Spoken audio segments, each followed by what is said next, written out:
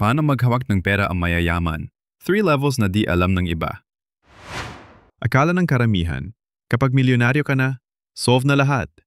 Wala nang problema. Bili dito, travel doon. Parang happy ending. Pero ang totoo, yung totoong mayayaman, mas strikto pa sa pera kaysa sa iba. At habang umaasenso sila, nag-iba ang diskarte nila.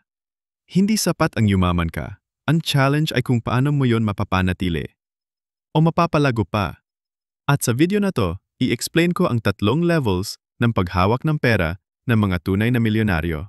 3 yugto, 3 mindset, at bawat isa, may lesson na pwedeng simulan. Kahit na yun pa lang. Level 1. Protektahan mo muna yung meron ka. Para sa mga bagong yayaman o mga paangat pa lang. Yung first sweldo mo na malaki-laki, anong una mong naisip? Deserve ko to. Bili agad ng sapatos na 5,000, kahit may utang pa kay tropa. Pero yung tunay na mayayaman, pag dumating ang pera, hinahawakan muna nila ng mahigpit, parang hawak bata sa MRT. Learn to pause. Hindi porket may pumasok, kailangan ding lumabas. Alam mo yung naka-budget lang pang load, pero biglang may bonus? Hindi sila nagpaspa, hindi nagsambyop, nilagay sa emergency fund. Yung pera, hindi lang para sa ngayon. May mga pangyayaring bigla na lang. May isang janitor, 15 taon sa trabaho. Tahimik lang, hindi magastos. Pero nung nag-retire, may bahay, may lupa, walang utang? Bakit? Kasi kahit maliit ang kita, inuna niya ang proteksyon sa future. Kahit gaano kaliit ang hawak mo ngayon, kung alam mong hawakan ng tama, lalaki rin yan. Level 2. Gumastos para lumago. Ito na yung stage na hindi na lang tipid, kundi strategic na. Imbes na bumili ng iPhone 15 Pro Max, bumili siya ng second-hand laptop at nag-enroll sa online course. Mas mura, pero yung skills? Lifetime. Sabi nga, ang cellphone naluluma, pero ang utak pwedeng i-upgrade. Kung gagastos ka, dapat may balik sa'yo. Hindi lang pampaganda ng IG feed.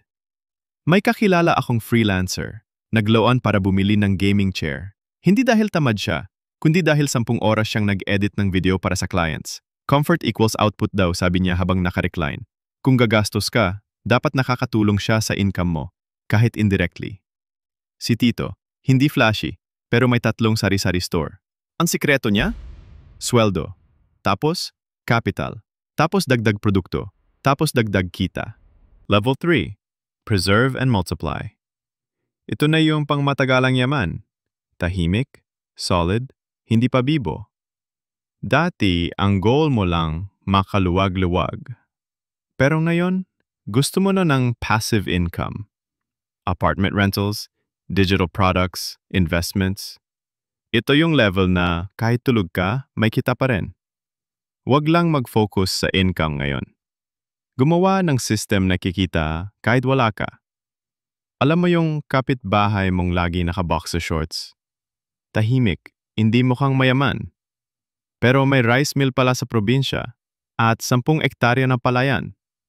Tahimik, pero loaded. Yung tunay na yaman, hindi mo makikita sa sapatos. Nasa asset list yan. May isang lola sa Bicol. Hindi lang lupa ang iniwan sa mga apo, kundi mindset.